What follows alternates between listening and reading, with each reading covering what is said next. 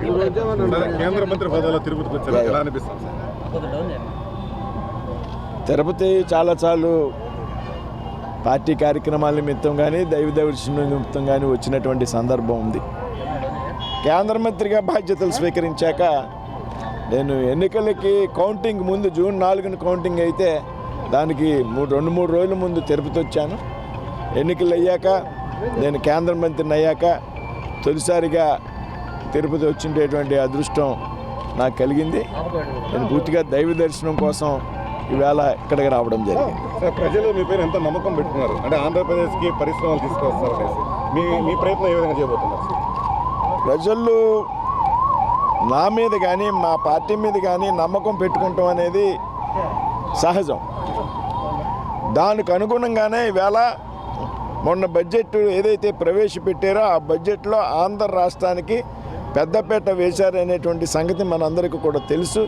రాష్ట్ర రాజధాని అమరావతి అభివృద్ధి విషయంలో కానీ, ఏదైతే పోలవరం ప్రాజెక్టు విషయంలో కానీ, రాష్ట్రంలో ఉన్నటువంటి ఇతర పెండింగ్ ప్రాజెక్టుల విషయంలో కానీ, అదేవిధంగా పరిశ్రమలకు సంబంధించి ఏదైతే ల్యాండ్ అవైలబిలిటీ ఆధారంగా ఏదైతే గతంలో తరలిపోయినటువంటి పరిశ్రమలు ఆంధ్ర రాష్ట్రం నుంచి, ముఖ్యంగా మీ ప్రాంతం నుంచి ఒక పారిశ్రామికవేత్త మరి గత ప్రభుత్వ వైఖరి కారణంగా మరి తెలంగాణకి వెళ్ళిపోయేటువంటి పరిస్థితి వచ్చింది. అటువంటి వారిని అందరినీ కూడా తిరిగి వారిని ఏదైతే రాష్ట్రంలో పరిశ్రమల స్థాపనకు అనుకూలమైనటువంటి వాతావరణం నిర్మాణం చేస్తాం. చిన్న సూక్ష్మతర పరిశ్రమలే కదా సార్, భారీ పరిశ్రమలు నేను మాట్లాడేది భారీ పరిశ్రమల గురించే. నేను భారీ పరిశ్రమల మంత్రిని. ఎంఎస్ఎంఈకి వేరే మంత్రి ఉన్నారు. చివరిగా విశాఖ ఉక్కుకు సంబంధించి ఈ ప్రైవేట్ పరంగా కాకుండా మీ ప్రయత్నం ఏదైనా? విశాఖ ఉక్కు విషయంలో మనందరికీ సెంటిమెంట్. విశాఖ ఉప్పుని కాపాడాలి అనేటువంటి ఆలోచన ప్రజలకు ఉంది. మాకు కూడా వ్యక్తిగతంగా మేము కూడా ఈ రాష్ట్రానికి సంబంధించినటువంటి వ్యక్తిని కాబట్టి నాకు కూడా ఉంది. అయితే అదే సమయంలో ఆలోచించవలసినటువంటి విషయం, దాదాపు సంవత్సరంలో 4,000 కోట్లు నష్టం వస్తున్నటువంటి పరిస్థితి కూడా ఉన్నది. అయితే ఈ విధంగా నష్టాలు భరించడం కేంద్ర ప్రభుత్వానికి కూడా కష్టం. కాబట్టి దాన్ని ఏ విధంగా లాభాల్లోకి తీసుకురావాలి, దానికి ఉన్నటువంటి ప్రత్యామ్నాయాలు ఏమిటి, దాన్ని ప్రైవేటైజేషన్ చేయకుండా ఏ రకమైనటువంటి ప్రత్యామ్నాయ మార్గాలు ఉన్నాయనేటువంటి విషయం మీద మేము మంత్రి అయ్యాక నేను కానీ మా కేబినెట్ మంత్రి ఉన్నటువంటి కుమారస్వామి గారు కానీ ఒక 7-8 సమావేశాలు పెట్టడం, బ్యాంకర్స్తో కానీ, సెయిల్తో కానీ, ఎన్ఎండిసితో కానీ, మేమిద్దరం స్వయంగా విశాఖ ఉక్కు ఫ్యాక్టరీని వెళ్ళి అక్కడ సందర్శించడం, అక్కడ ఉద్యోగ సంఘాలతో సమావేశం కావడం, అధికారులతో సమావేశం కావడం, బ్యాంకర్స్తో సమావేశం కావడం, ఈ విధంగా మేము ముందుకెళ్ళాం. ఖచ్చితంగా ఏదో విధంగా విశాఖ ఉక్కుని ప్రైవేటైజేషన్ చేయకుండా కాపాడాలనేటువంటి ఆలోచన అయితే మేము చాలా సిన్సియర్గా చేస్తున్నాం. ఇది ప్రధానమంత్రి గారు, ఫైనాన్స్ మినిస్టర్ నిర్మలా సీతారామన్ గారు, హోంమంత్రి అమిత్ షా గారు, కేబినెట్ సబ్ కమిటీలు అవుతున్నాయో వాటి నిర్ణయాల మీద విశాఖ ఉక్కు భవిష్యత్తు మీద నిర్ణయం ఉంటుంది. సార్, చివరిగా ప్రత్యేక హోదా పైన ప్రజలు మిమ్మల్ని ప్రశ్నిస్తే మీ సమాధానం? మీరు ఇంకా ప్రత్యేక హోదాలో ఉన్నారు. అది ప్రత్యేక హోదా అనేది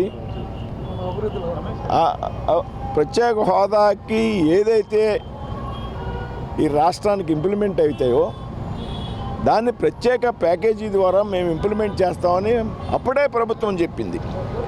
ఆ విధంగా చాలా విషయాల్లో ఏదైతే విద్యాసంస్థలు ఏర్పాటు చేసేటువంటి విషయంలో, బడ్జెట్ లోటునిచ్చేటువంటి విషయంలో కేంద్ర ప్రభుత్వం ఆంధ్రప్రదేశ్ రాష్ట్రానికి గత 19 నుంచి 24 వరకు కూడా సహకరించింది.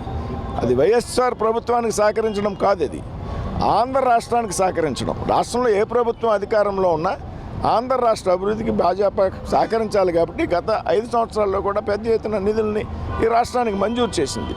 కాబట్టి ఏదైతే ప్రత్యేక హోదా కన్నా ఎక్కువ ప్రయోజనాలు ఆంధ్రప్రదేశ్కి ఇవ్వాలి, ఏదైతే రాజధానికి 15,000 కోట్లు ఇస్తామని ప్రత్యేక హోదాలు లేదు, 15,000 కోట్లు మంజూరు చేశారు. ఈ బడ్జెట్లో, వచ్చే బడ్జెట్లో మరింత ఇచ్చేటువంటి అవకాశం ఉంటుంది. కాబట్టి ప్రత్యేక హోదా కన్నా అదనపు ప్రయోజనాలు ఆంధ్రప్రదేశ్ రాష్ట్రానికి ఇవ్వాలని ప్రధానమంత్రి నరేంద్ర మోడీ గారి నాయకత్వంలో ఉన్నటువంటి ప్రభుత్వం ఆలోచన చేస్తూ ఉంది. ఖచ్చితంగా ఆంధ్రప్రదేశ్ మోడీ గారి నాయకత్వంలో, చంద్రబాబు నాయుడు గారి నాయకత్వంలో, పవన్ కళ్యాణ్ గారి నాయకత్వంలో ఆంధ్రప్రదేశ్ రాబోయేటువంటి 5 సంవత్సరాల్లో పెద్ద ఎత్తున అభివృద్ధి చెందుతున్నటువంటి విషయంలో ఎటువంటి అనుమానం లేదు. Okay, thank you.